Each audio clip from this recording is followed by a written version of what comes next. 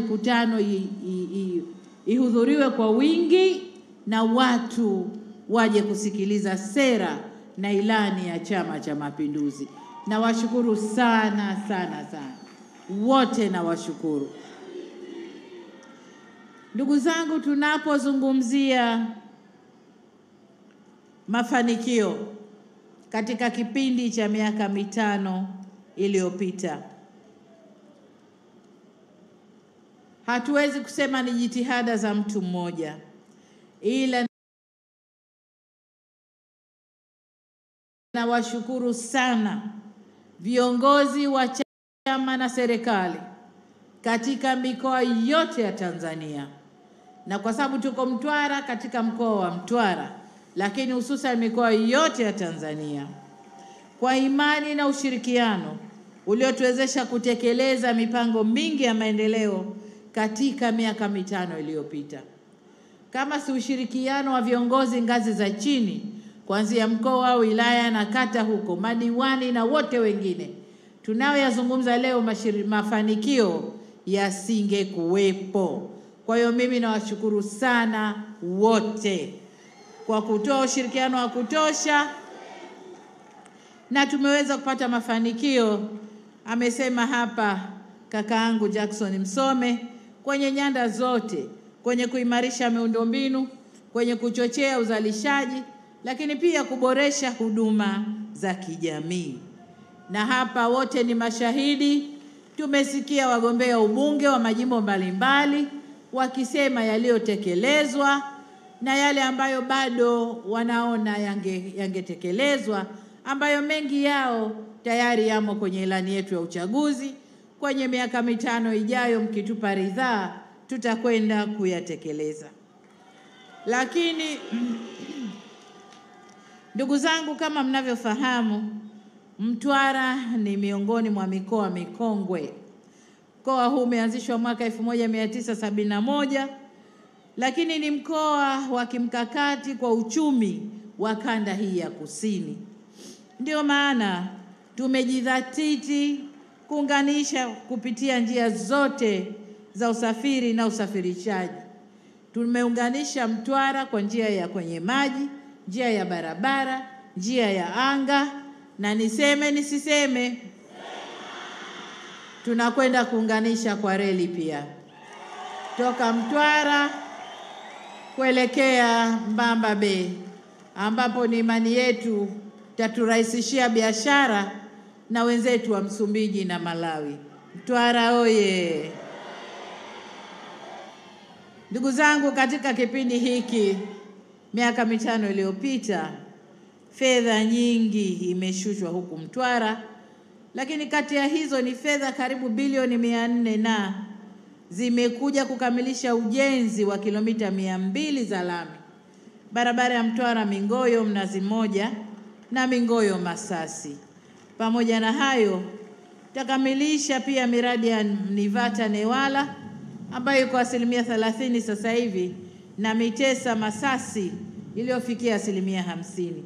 Na katika kuboresha zaidi mawasiliano, tutaendelea kuiwezesha TARURA na TANROADS kuendelea na maboresho ya barabara, ikiwemo barabara za ndani zinazounganisha mkoa au wilaya na makao makuu ya mkoa.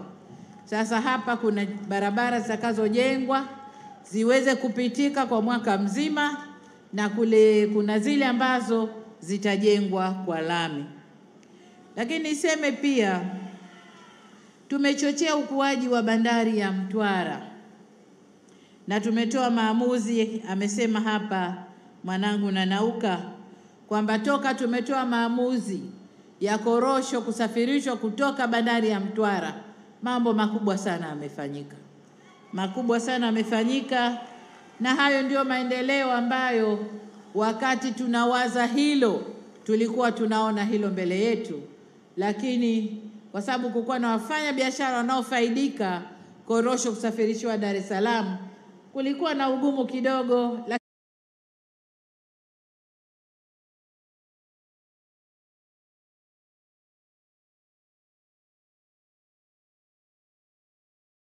Yangu ni kwamba wenyewe wana Mtwara wanafurahia hilo, kwamba korosho inayotoka Lindi na Mtwara isafirishiwe bandari ya Mtwara.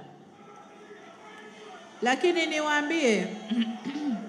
niwaambie kwamba mbali ya korosho, bandari ya Mtwara ndiyo bandari inayosafirisha makaa ya mawe Tanzania. Ni bandari pekee inayosafirisha makaa ya mawe, lakini ndiyo bandari inayopokea pembejeo za mbolea na pembejeo nyingine tunashushia hapa Mtwara kwa urahisi wa usambazaji katika ukanda huu wa kusini.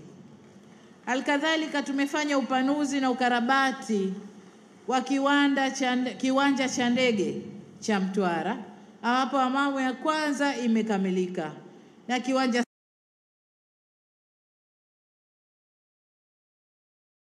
sasa kinatumika. Kuna maboresho mengine yataendelea polepole, lakini kiwanja ambacho kinaweza kutumika kwa hali yoyote ile.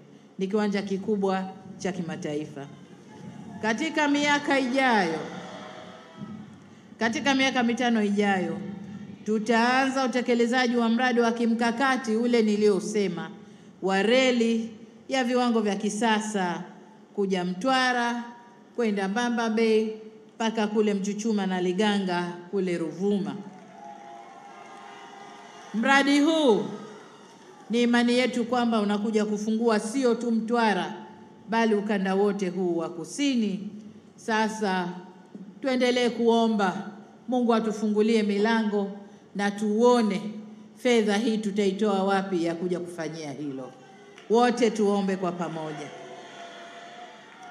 Ndugu zangu wana Mtwara, pamoja na uwekezaji huu mkubwa kwenye miundombinu inayokuja kuleta mageuzi Mtwara, hapa mjini ninafahamu kuna changamoto ya mafuriko, lakini Nanauka ameisema vizuri, kazi inaendelea na kadhia ile katika maeneo yale ya Chuno, Magomeni na Mtonya mpaka Chikongola inakwenda kuwa historia.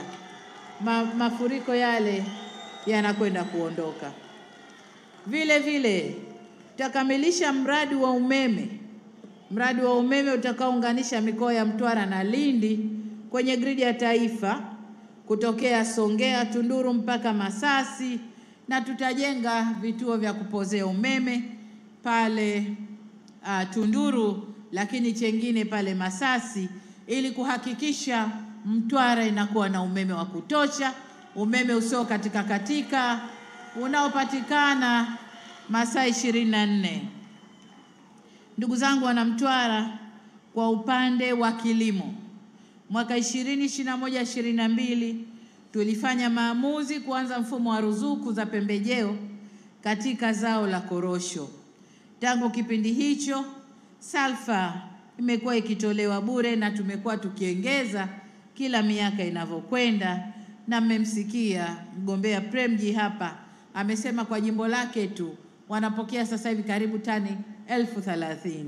Kwa hiyo tunaongeza, lakini nataka niwaambie serikali imefanya maamuzi haya, na kwa miaka 4 iliyopita toka tumeanza tumeshatumia bilioni 726 kugawa mbolea na pembejeo za ruzuku kote nchini, sio Mtwara peke yake, kote nchini, na tunatumia bilioni 152 kila mwaka, pesa ambayo ingetoka mfukoni kwa wakulima, lakini tumeibakisha mifukoni kwao. Serikali tunagawa kwa ruzuku nusu bei, lakini vitu vingine ni bure, kama salfa bure, dawa za wadudu bure, dawa ya blight bure.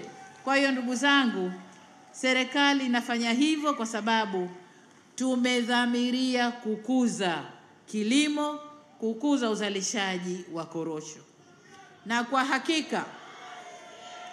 hakika uzalishaji tumeuona. Uzalishaji wa korosho umekuwa kutoka tani 118,811 mwaka 2020-21 ambazo zilikuwa zina thamani ya bilioni 265, na zimekuwa mpaka uzalishaji wa tani 330,505 zilizouzwa msimu uliopita 24-25, na shilingi trilioni 1 bilioni 900 zimeingia mikononi kwa watu, mikononi kwa wazalishaji wa korosho. Hii ni pesa nyingi sana ndugu zangu. Sasa isingekuwa ruzuku, tungesema trilioni 1 toa ile ambayo tunaitumia kila mwaka kwa ruzuku, lakini hii ni safi, imeingia kwa wakulima. Haya ni manufaa makubwa sana kwa wakulima. Isingekuwa ruzuku, basi uzalishaji ungeshuka na mapato kwa wakulima yangeshuka, kwa sababu tungezalisha vile vile tu. Nikiweza nanunua dawa na puliza, siwezi basi. Nikiweza naweka sijui nini, siwezi basi. Kwa uzalishaji unakuwa sio mkubwa. Kwa hiyo tutaendelea na huduma hizo ili kukuza uzalishaji. Kama mnavyofahamu, nchi yetu Tanzania ni ya pili kwa Afrika katika kuzalisha korosho. Wanaotupita ni nchi inaitwa Ivory Coast, wa pili ni sisi. Kwa tutaendelea kuweka jitihada ili twende sambamba na nchi hiyo ambayo sasa inaongoza. Mimi niseme hongereni sana wakulima. Hongereni sana wakulima wa korosho kwa kuwapa heshima au kwa kuipa heshima nchi yetu. Jitihada hizi pamoja na za serikali na wakulima zimechangia kuongeza uzalishaji sio tu kwenye korosho bali pia kwenye mbaazi na ufuta. Mwenyekiti wa chama amesema vizuri hapa.